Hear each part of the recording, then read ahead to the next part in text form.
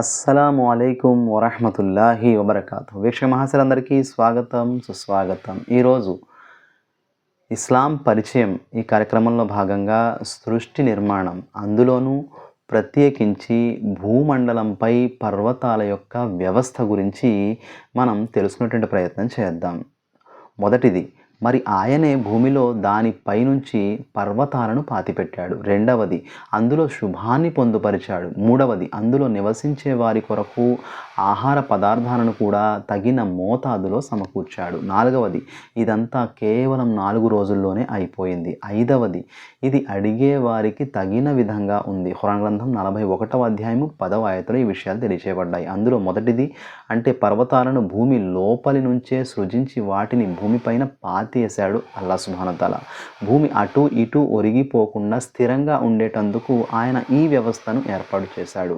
రెండవది, ఇక్కడ శుభం అని చెప్పబడింది, అంటే బర్కత్, అంటే జనవనరులు, రకరకాల ఆహార వస్తువులు, పండ్లు, ఫలాలు, ఖనిజాలు, చమురు నిల్వలు అనే భావం వస్తుంది. వీటన్నింటినీ కలిపి ఇక్కడ శుభం, బర్కత్ అని తెలియచేయడం జరిగింది. మూడవది, అంటే భూమండలంపై నివసించే ప్రాణులన్నింటికీ కావలసిన ఆహారం ఇక్కడ బందోబస్తు చేయబడింది. ఈ బందోబస్తు అపూర్వమైనది, అద్భుతమైనది. దాన్ని మాటల్లో అభివర్ణించడం ఎవ్వరి తరము కూడా కాదు. దానికి అక్షర రూపం ఇవ్వడం కూడా అసాధ్యమే అవుతుంది.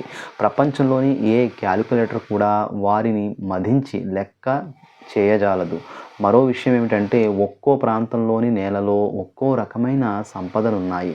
అవి అక్కడి ప్రజల అవసరాలకు, అక్కడి వాతావరణానికి అనుగుణంగా ఉన్నాయి. ఆయా ప్రజల జీవన ప్రమాణాలు, వారి వ్యాపారాలు, వృత్తులు వాటితోనే ముడిపడి ఉంటాయి. ఇది అమోఘమైనటువంటి విషయం.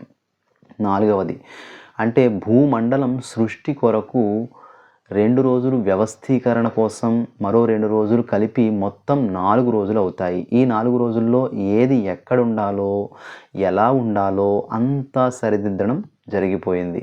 ఐదవది, సవాఅన్, అంటే సరిగ్గా 4 రోజులన్న భావం ఇక్కడ సరిపోతుంది. దీని మతలబు ఏంటంటే, ఎవరైనా ఈ విషయం గురించి అడిగితే సరిగ్గా 4 రోజుల్లో ఇదంతా పూర్తయిందని చెప్పండి, లేక ప్రశ్నించే వారికి తగిన జవాబు అన్న అర్థం కూడా ఇక్కడ వస్తుంది. ఇంకా ఆయన భూమిలో పర్వతాలను నెలకొల్పాడు. అది భూమి మీతో పాటు ఒరిగిపోకుండా ఉండేందుకు. ఖురాన్ గ్రంథం 31వ అధ్యాయం 10వ ఆయతలో ఈ విషయం తెలియచేయబడింది. భూమి మిమ్మల్ని తీసుకుని కంపించకుండా ఉండడానికి ఆయన పర్వతాలను అందులో పాతిపెట్టాడు. ఖురాన్ గ్రంథం 16వ అధ్యాయము 15వ ఆయతలో ఈ విషయం తెలియచేయబడింది. పర్వతాల ద్వారా అల్లాహ్ మీకు చేసిన మహోపకారాన్ని ఇక్కడ జ్ఞాపకం చేస్తున్నాడు. భూమి గనక నిత్యం కంపిస్తూనే ఉంటే అందులో మీరు ప్రశాంతంగా నిలదొక్కుకోలేక సతమతమైపోయేవారు. అప్పుడప్పుడు కొన్ని సెకండ్ల పాటు వచ్చే భూకంపాలు ఎంతటి ధన ప్రాణ నష్టాన్ని సృష్టిస్తాయో మనందరికీ తెలిసినటువంటి విషయమే. భూమి వారిని కుదిపివేయకుండా ఉండడానికని మేము అందులో పర్వతాలను పాతాము. ఖురాన్ గ్రంథం 21వ అధ్యాయం 31వ ఆయతలో ఈ విషయం తెలియచేయబడింది.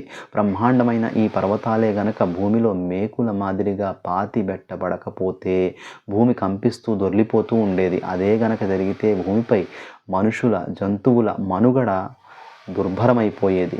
అందుకే మేము దానిపై పర్వతాల బరువును మోపి అది అతలాకుతలం కాకుండా సేఫ్టీగా ఉండేలా చేశామని అల్లాహ్ సుబ్హానహు వ తఆలా తెలియజేయడం జరిగింది. ఆయనే భూమిని విశాలంగా పరిచి అందులో పర్వతాలను, నదీనదాలను సృష్టించాడు. ఖురాన్ గ్రంథం 13వ అధ్యాయము 3వ ఆయత్.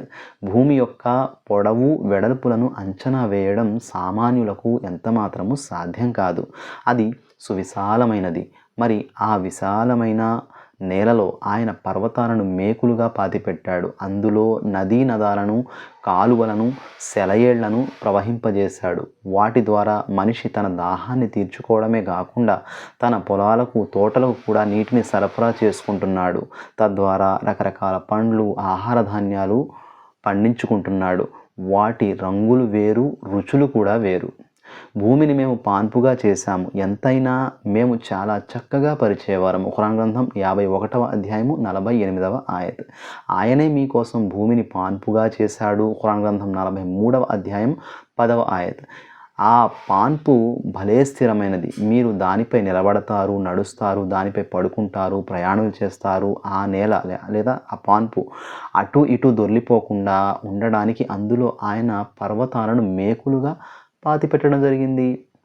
ఇంకా రంగురంగుల వస్తువులెన్నింటినో ఆయన మీకోసం భూమిలో సృష్టించాడు. నిస్సందేహంగా గుణపాఠం గ్రహించే వారి కోసం ఇందులో పెద్ద పెద్ద సూచనలే ఉన్నాయి. ఖురాన్ గ్రంథం 16వ అధ్యాయము 13వ ఆయతలో ఈ విషయం తెలియజేశాడు అల్లాహ్ సుబ్హానహు వ తఆలా. అంటే భూమిలో అల్లాహ్ సృష్టించిన ఖనిజ సంపదల్లో, చమురు నిల్వల్లో, వృక్షాలలో, రాళ్ళు రప్పల్లో, పశుపక్ష్యాదుల్లో కూడా గమనించే వారికి సూచనలున్నాయి. ఇవన్నీ యథార్థానికి మానవుల యొక్క ప్రయోజనార్థమే సృష్టించబడ్డాయి. సూర్యచంద్రుల వ్యవస్థ గురించి మనం చూసినట్లయితే సూర్యుణ్ణి ప్రకాశమానంగాను చంద్రుణ్ణి కాంతివంతంగాను చేసినవాడు ఆయనే. ఖురాన్ గ్రంథం 10వ అధ్యాయం 5వ ఆయత్. ఆయన సూర్యుణ్ణి ప్రకాశవంతంగాను చంద్రుణ్ణి కాంతిని విరజిమ్మేదిగాను చేశాడు. నిశ్చయంగా సూర్యచంద్రులు అల్లాహ్ సూచనలోనివి. విశ్వ వ్యవస్థను నడపడంలో, ప్రాణులు మనుగడలో అవి పోషిస్తున్న పాత్ర అద్వితీయం. లోకానికి సూర్యుడు వేడినివ్వగా చంద్రుడు వెలుగునిస్తున్నాడు. వాటి అవసరం తమకు ఎంతగా ఉందో మానవులకు తెలియనిది కాదు. రేయింబవళ్లను సూర్య చంద్రాదులను సృష్టించిన వాడు కూడా ఆయనే. వాటిలో ప్రతీది తన కక్షలో తేలియాడుతూ ఉంది. ఖురాన్ గ్రంథం 21వ అధ్యాయము 33వ ఆయత్. రేయింబవళ్ళు సూర్యచంద్రులు కూడా ఆయన శక్తి సూచనలోనివే. 41వ అధ్యాయము 37వ ఆయత్. ప్రజలు విశ్రాంతి తీసుకోవడానికి అనువుగా ఉండేలా రాత్రిని చీకటిమయంగా చేయడం, ఉపాధి సముపార్జనలో ఇబ్బంది కలగకుండా ఉండడానికి పగటిని ఉజ్వలంగా చేయడం, మరి ఆ పగలు రేయి ఒకదాని తరువాత ఒకటి రావడం, కొంతకాలం రేయి పెద్దదిగా ఉంటే మరి కొంతకాలం పగలు పెద్దదిగా ఉండడం, అలాగే సూర్యచంద్రులు తమ తమ కక్షల్లో ఉండి యథావిధిగా పనిచేస్తూ ఉండడం, అవి పరస్పరం ఘర్షణ పడకుండా సాగిపోవడం, ఇదంతా సూచించేది ఏమిటి?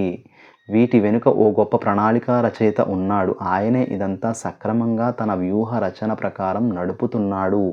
ఆయన సాటి లేనివాడు. ఈ విశ్వ వ్యవస్థలో ఆయన అధికారమే తిరుగులేనిది. ఈ సార్వభౌమాధికారం ఒక్కడైన ఆయన చేతిలో కాకుండా అనేక మంది చేతుల్లో గనక ఉంటే ఈ విశ్వ వ్యవస్థ అంతా పకడ్బందీగా సాఫీగా సాగేది ఎంత మాత్రమూ కాదు.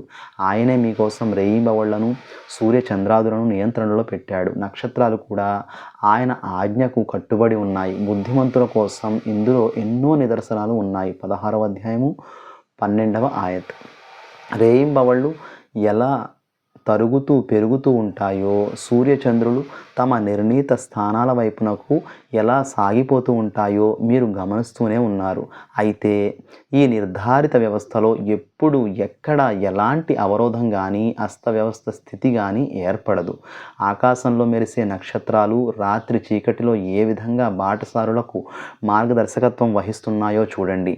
ఇవన్నీ అల్లాహ్ మహోన్నత సామ్రాజ్యానికి అద్భుతమైన వ్యవస్థకు చిహ్నాలే కదా.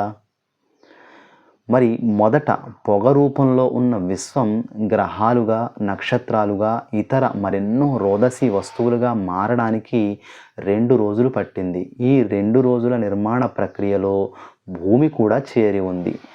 ఆ తరువాత భూమిపై మరికొన్ని ఇతర గ్రహాలపై కూడా నీరు, గాలి, వృక్షజాతి, జీవరాశి వగైరా ఏర్పడడానికి మరో 4 రోజులు పట్టింది. ఇక్కడ ఖురాన్ 41, 9, 10 వాక్యాలలో అల్లాహ్ భూమండల నిర్మాణానికి 2 రోజులు పట్టిందని, దానిపై ఆహారం తదితర ఏర్పాటు జరగడానికి 4 రోజులు పట్టిందని తెలియచేయడం జరిగింది. ఈ విధంగా భూమి జీవరాశికి నివాస యోగ్యం కావడానికి మొత్తం పూర్తిగా 6 దినాలు పట్టింది. ఈ 6 దినాల్లోనే మొత్తం విశ్వ వ్యవస్థ ఏర్పడింది.